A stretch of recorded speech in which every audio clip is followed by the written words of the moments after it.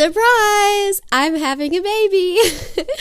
Dustin and I are so excited to be welcoming our sweet baby boy in September. We could not be more grateful. We're so looking forward to meeting him, and I just wanted to say thank you for supporting me and reading with me. Thank you for giving me grace during these last couple of weeks while we've not only been traveling and my sister has been getting married. Not been getting married. Dang. I'm just going to cut it because I don't feel like going back. Not only have we been traveling, but my sister's gotten married. No. Move over. Not only have we been traveling and my sister's gotten married, but I've also been pregnant. So I've been tired and nauseous and struggling a little bit lately. If you understand the first trimester, you feel me. But I just wanted to say thank you and share this really exciting news with you. And let's get into today's read. But I just wanted to say thank you. So I just wanted to say thank you. So I just wanted to say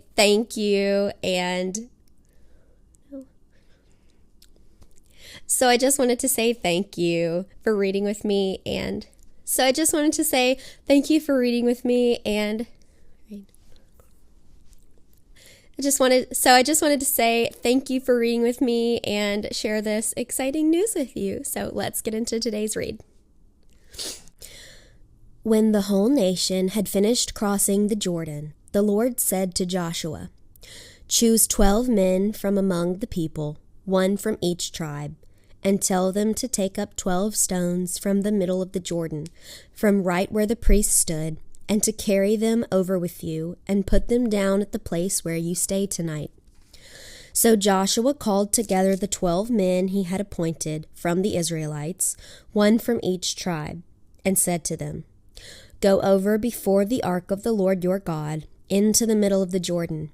Each of you is to take up a stone on his shoulder, according to the number of the tribes of the Israelites, to serve as a sign among you. In the future, when your children ask you, 'What do these stones mean?' tell them that the flow of the Jordan was cut off before the ark of the covenant of the Lord. When it crossed the Jordan, the waters of the Jordan were cut off. These stones are to be a memorial to the people of Israel forever." So the Israelites did as Joshua commanded them. They took 12 stones from the middle of the Jordan, according to the number of the tribes of Israel, as the Lord told Joshua, and they carried them over with them to their camp, where they put them down. Joshua set up the 12 stones that had been in the middle of the Jordan, at the spot where the priests carried the ark of the covenant.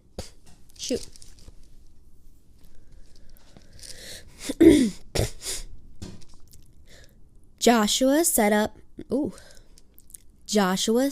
the 12 stones that had been in the middle of the Jordan at the spot where the priests who carried the ark of the covenant had stood, and there they are to this day. Now the priests who carried the ark remained standing in the middle of the Jordan until everything the Lord had commanded Joshua was done by the people, just as Moses had directed Joshua. The people hurried over, and as soon as all of them had crossed, the ark of the Lord and the priests came to the other side while the people watched.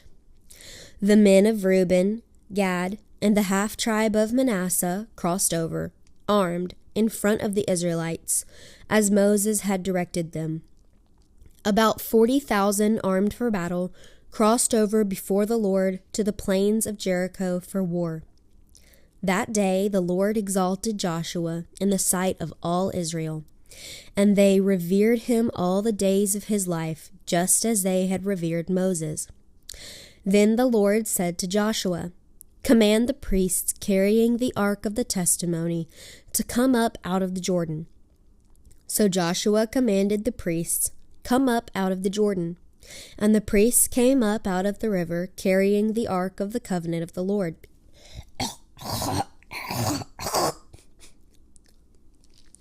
Okay.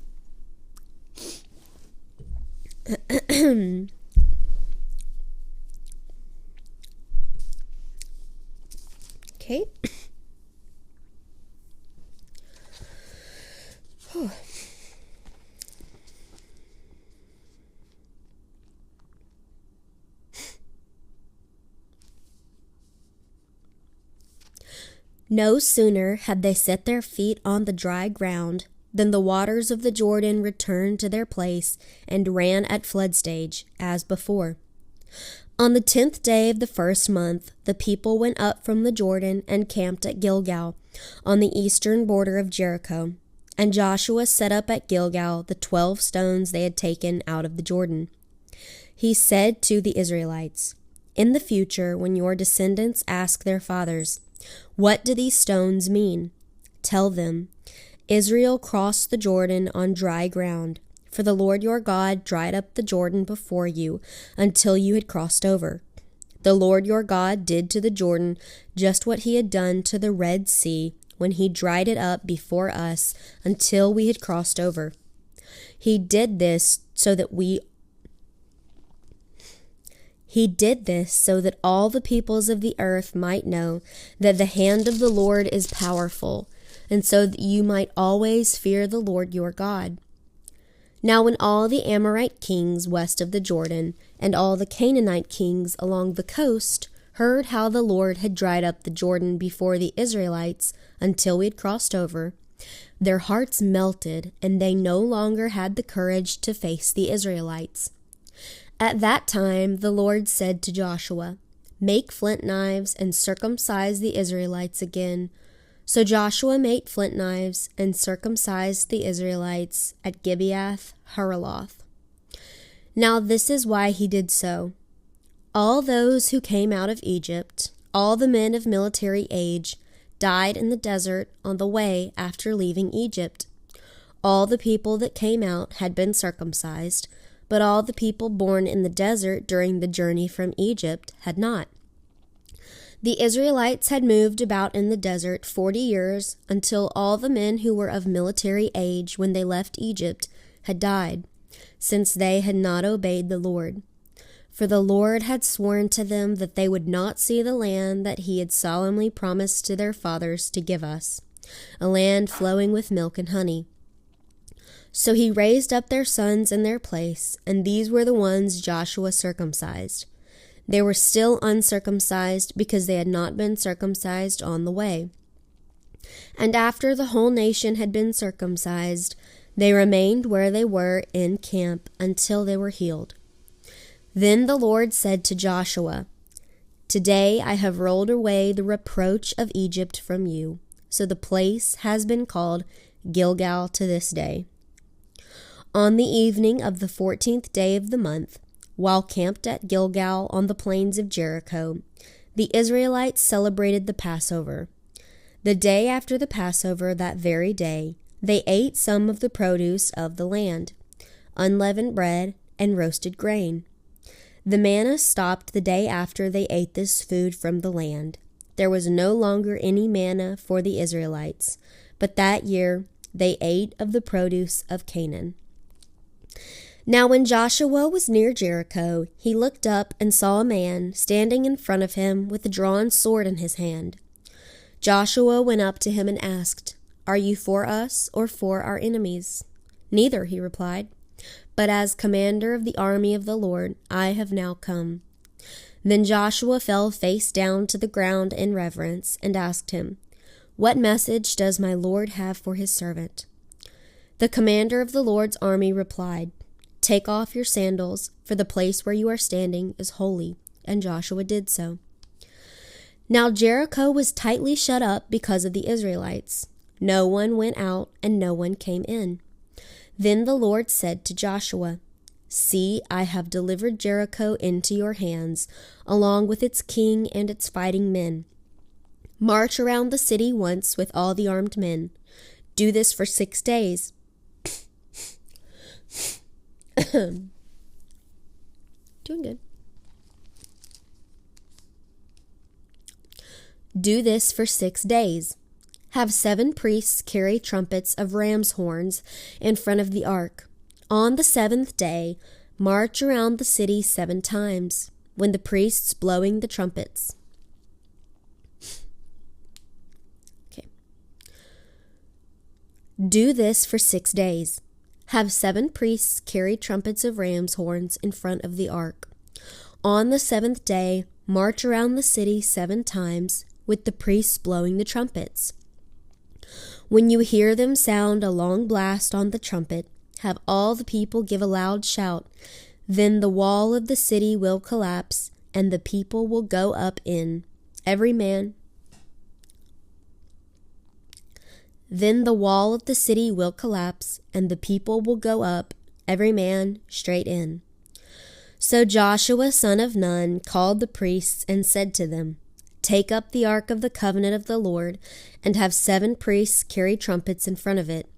And he ordered the people, Advance, march around the city with the armed guard, going ahead of the ark of the Lord.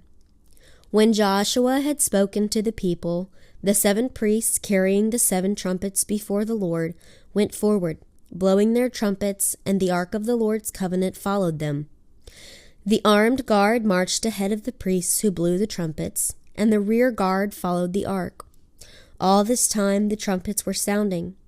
But Joshua had commanded the people, Do not give a war cry, do not raise your voices, do not say a word until the day I tell you to shout. Then shout. So he had the ark of the Lord carried around the city, circling it once. Then the people returned to the camp and spent the night. Joshua got up early the next morning, and the priests took up the ark of the Lord. The 7 priests carrying the 7 trumpets went forward, marching before the ark of the Lord and blowing the trumpets. The armed men went ahead of them, and the rear guard followed the ark of the Lord while the trumpets kept sounding. So on the 2nd day they marched around the city once and returned to the camp. They did this for 6 days. On the 7th day they got up at daybreak and marched around the city 7 times in the same manner, except on that day they circled the city 7 times.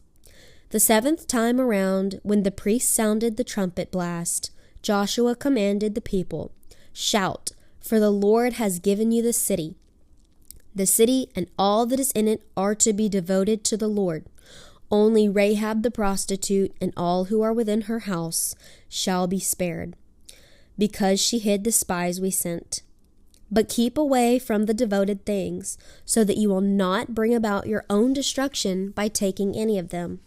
Otherwise, you will make the camp of Israel liable to destruction and bring trouble on it.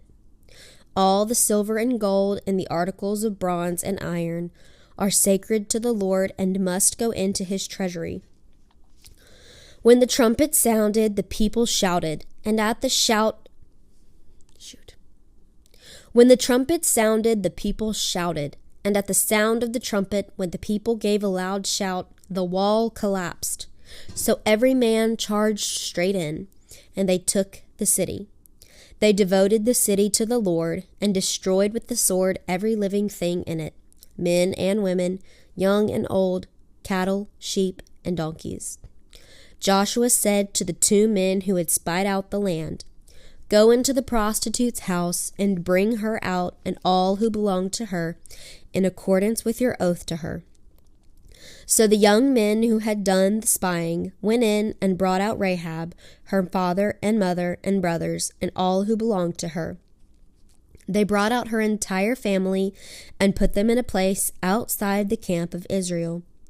Then they burned the whole city and everything in it. But they put the silver and gold and the articles of bronze and iron into the treasury of the Lord's house. But Joshua spared Rahab the prostitute with her family and all who belonged to her, because she hid the men Joshua had sent as spies to Jericho. And she lives among the Israelites to this day. At that time Joshua pronounced this solemn oath, Cursed before the Lord is the man who undertakes to rebuild the city Jericho. At the cost of his firstborn son will he lay its foundations. At the cost of his youngest will he set up its gates. So the Lord was with Joshua, and his fame spread throughout the land.